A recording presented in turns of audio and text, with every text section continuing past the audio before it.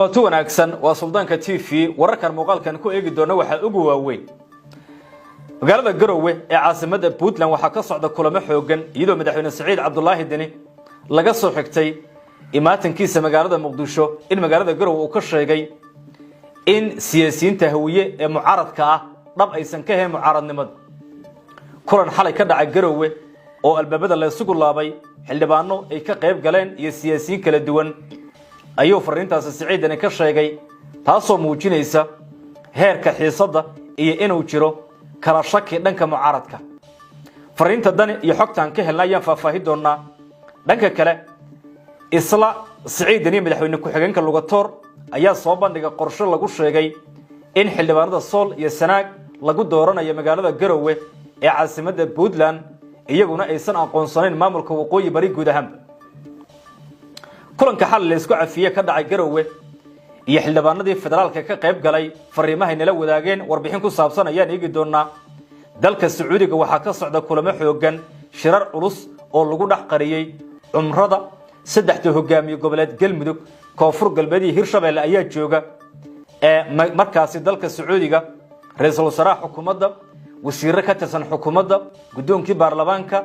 iyo dhinacyo kala duwan ayaa goob jooga kulamo gaargaar ayaa dhacay saacadihii ugu dambeeyay xoga ayaan ka helnay muuqaalkan ayaan ku faahfaahin doonaa Muqdisho waxa ka dhacay dibadbaxyo xoogan shacab careysan ayaa dhigaya kuwaas oo ka cabanaya sicir barar dagaalka bariga dhexe saameyn ku yeeshay gudaha Muqdisho iyo ganacsatada ku dhaqan gudaha dalka Soomaaliya oo walaaci ugu xoogan laga muujinayo heerka ay gaarsiiyeen maciishada warar kale ayaa jiri doona ku saabsan arrimaha dastuurka dooda xildhibaanada isdiidmooyinka siyaasadda qodobadaas ayaan eegi doonaa mar kale kula wanaagsan qiyaaray habi wanaagsan waa 11 bisha saddexaad ee Maaj 2026 soo dhawaada wargelin muhiim ah ma doonaysaa waalidkaaga oo dhintay ama sariiryaal oo xanuunsan in laga soo cumreeyo bisha barakaysan ee Ramadaan cumrada bisha barakaysan ee Ramadaan waxay u dhigantaa xaj lala xajiyay nabiyullaahi Muhammad nabadgeliye naxariis korkiisa ahaatee waxaana fursadan kaaga faa'iideynaya shirkadda At-Taqwa oo ku sameysay qiimo dhimis ballaaran inta lagu guda jiro acmaasha cumrada waxa lagu soo duubayaa muuqaallo ku saabsan qaabka ay cumradu u dhacday haddaba wixii faahfaahin intaa dheer nagala soo xiriir cinwaanada iyo taleefanada shaashada kaaga muuqda magaalada Garowe ee caasimada Puntland xalay waxa ka dhacay kulan weyn kulankaas waxa ka qayb galay madaxweynaha Puntland Saciidani iyo sidoo kale ku xigeenkiisa Elias Lugator labada gole ee baarlamaanka Soomaaliya ku metela Puntland ee ku sugan Garowe xildhibaano iyo wasiirro ka tirsan xukuumadda Dani ayaa kulankaasi goob jooga kulankaas ayuu madaxweynuhu ka jeediyay khudbad isaga iyo madaxweyne ku xigeenka waxa sidoo kale ka hadlay qaar ka mid xildhibaanada iyo mas'uuliyiinta ka qayb galay kulankaas guud ahaan kulankan ayaa lagu sheegay marka hore in iscafis guud loo fidiyo xildhibaanada baarlamaanka Soomaaliya ka tirsan ee labadiisa aqal ee mucaaradka hadda ah dibna ugu laabta Garowe dhawaan madaxweynaha ayaa sheegay in la cafiyay madaxtooyada cafis u fidisay xildhibaanada mucaaradka guud ahaan sidoo kale xildhibaanada ayaa lagu dhaliilay kaalintooda ku saabsan sida ay ula falgaleen ee xukuumadda Saciidani muddadii 3 ee waa ku dhawaad 4 sano la soo dhaafay taasoo muujinaysa in si xoogan loo duray xubnaha qaar madaxweyne Dani ayaa halkaas ka sheegay inuu yahay musharax u taagan xilka madaxweynaha Puntland inuu yahay musharax u taagan xilka madaxweynaha Soomaaliya sidaas daraadeed loo baahan yahay in garab iyo gaashaan uu ka helo dhinacyada kulankaas ka qayb galay iyadoo la eegayo isbedelka dhacay dhanka kala Saciidani sidaan ka soo xigana xubnaha kulankaas ka qayb galay ayaa kulankaas ka sheegay fariin aad dadku ay ula yaabeen Dani ayaa laga soo xigtay inuu yiri Muqdisho muddadii aan joogay ee dhowrka toddobaad waxaan la kulmay dhinacyo kala duwan laakiin waxaan waa siyaasi mucaarada oo hawiya golaha madasha samata bixintu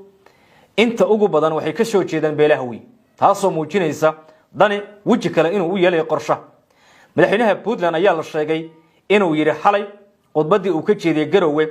ma jiro siyaasi hawiye oo markaas mucaaradnimadu ay daacad ka tahay guud ahaan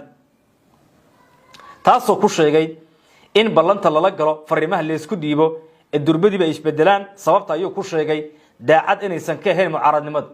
isagoo eegaya hadba sida markaasi ay tahay aragtida ay qabaan hogaamiyaasha madasha golaha samatabixinta mucaaradka. dani ayaa dhawaan khudbada ka jeeday magaalada muqdisho caasimadda Soomaaliya ka sheegay in uu la iyo xildhibaanadii halkan ku jiirjiiri jiray ee beelaha uu ka soo jeeday iyo mucaaradkii tirada badnaa ee markaas xilligii farmaajo ka soo horjeeday isagoo kulankaasi ka sheegay fagaaro. taas ayaana muujinaysa in madaxweyne dani dhab arintaas ay ka ahayd oo wili uusan arag siyaasi daacada oo ka soo jeeda beelaha wiye oo mucaarad. siyaabo kala duwan ayaa loo fasiray arintaas. dadka qaar waxay ku tilmaameen in Siciid Dani uu markaas eegayo golaha mustaqbalka xubnaha ku jira ka soo jeeda goofka Muqdisho inaysan daacad ahayn. ma waxa jira kala shaki? laakiin waa sidee kala shakigu in doorasho la wada galo madaxweyne xasan kursiga laga wada dhigo waa laga wada midaysan, laakiin nooca doorashada la galaya iyo sida loo galay cidda qabanaysa ayaa lagu kala aragti duwan oo golaha mustaqbalka dhaxtooda aysan isku aragti ka ahayn. taas marka loo eego marka madasha samatabixintu dhammaantood ma ahan ee goofka Muqdisho oo waxa jira siyaasiyiin han iyo himilo leh oo hoggaanka dalka doonaya oo ka soo jeeda beelaha kala daaro. taasoo muujinaysa in madaxweyne dani si gaar ah u durayo xubnaha ka soo jeeda beelaha wiy. waaga warkaas dibaan ka falaqay doonaa wixii ka soo baxana wareegi doonaa. xogta kale aynu eegno. dhanka kale madaxweynaha Puntland iyo madaxweyne ku-xigeenka ayaa la sheegay kulankaas inay kaga hadleen qodobo ku saabsan maamulka waqooyi bari xildhibaanada ku metela baarlamaanka Soomaaliya sida laga yeelay. Elias Lugator oo si gaar ah uga soo jeeda gobolka Sool ahna madaxweyne ku-xigeenka maamulka Puntland ayaa la sheegay xalay kulankii ka dhacay Garowe inuu ka sheegay inaysan jirin wax la yiraahdo waqooyi bari guud ahaanba. sidaas daraaddeed xildhibaanada labada aqal ee ka soo jeeda gobolada Sool iyo Sanaag inay iska soo xaadireen magaalada Garowe caasimadda Puntland halkaasna lagu dooro doono guud ahaan. arintaas ayuu ku sheegay Lugator in isagu uu yahay ninka ugu madaxa weyn uguna sareeya goboladaas dadka ka soo jeeda si gaar ah gobolka Sool. sidaas daraaddeed aan loo gacan bidixay karin qorshaha ee lagu soo xulayo xildhibaanada ku metela baarlamaanka Soomaaliya. arintaas ayaa lagu sheegay mid suurtagal ka dhigaysa isbedelada dhici kara iyo filashada laga qabo qodobada qaar. Lugator ayaana ku nuxnuuxsaday in isbedelkaas uu yahay mid iyagu ay go'aamiyeen in lagu sameeyo tallaabooyinka la qaaday in lagu jaangooyo guud ahaan. haddaynu inagu reer Puntland sida ay u dhisantay dawladda Soomaaliya uma hayna dhisbin iyadoo Soomaali dawlad lahayn oo cidla fadhida oo koox ah baynu inagu tashannayo meel fadhisan 2500 ergana ay u fariisatay Puntland jaada ay aadiso. marka waxaan kaga duwanahay waxaan go'aan ka gaarnay Soomaaliya dawlad ka dhalata sidaan uga mid ahaanayno qaabkay uga mid ahaanayna waa horaan go'aan ka gaarnay maahan wax hadda gorgorta laga galiyo. waxaynu go'aan ku gaarnay dawlad Soomaaliyeed oo federaaliya oo dimuqraasiya inaynu ka mid noqonayno wixii inta ka soo haranayna qayb ka ahayn. bilcagsi Somaliland ayaguna waa fariisteen sidoo kale iyadoo wadanku sidaas uu ahaa iyaga xogaa inaga horeeyay ayaguna go'aan waxay ku gaareen dawlad dambe oo Soomaaliyeed inaysan qayb ka noqon. dadkii soo haray dawladnimada waxay ugu timid korka dhis inagu hoos baan ka dhisan. waxa la isugu tagay Eldoret iyo Embakati baa la isugu tagay Soomaali inaga kaliya tabaa wax maamul tagay anigu waa joogay Eldoret. dadkii Soomaaliyeed ilaahay maadi waxaan ku qancinay kor ha laga dhisatan maadaama koonfur dhibaato ka taaganta hogaamiye kooxeed iyo ay kala goosteen aynu dadka Soomaaliyeed la wadaagna hanaanka aynu dhisanay dawladda Soomaaliyeed oo dhalanaysa Embakati ka soo baxaysa in lagu dabaqo. runtii dadka Soomaaliyeed waa nala qaateen mana u kala harin dadaalse waa jiray oo in badan laga galay iyo dad diidanaa intaba waa jiray. waxaan xusuustaa Eldoret dadkii maalinkii laga doodayay ahdi federaalka sida loo qaadanay sida nidaamka Puntland qaatay in lagu socdo oo khaladaad fara badan ka dhacay hogaamiye kooxeedyo fara badanna ay ka soo noqdeen meesha oo xamar u duuleen banaanbixii dhacay oo dad reer koonfur u badnaa.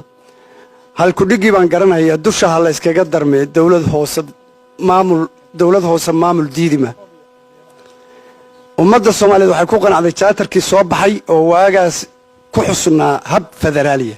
dawladda Soomaaliyeed waxay timid dalka gudihiisa Ilaahay mahadiis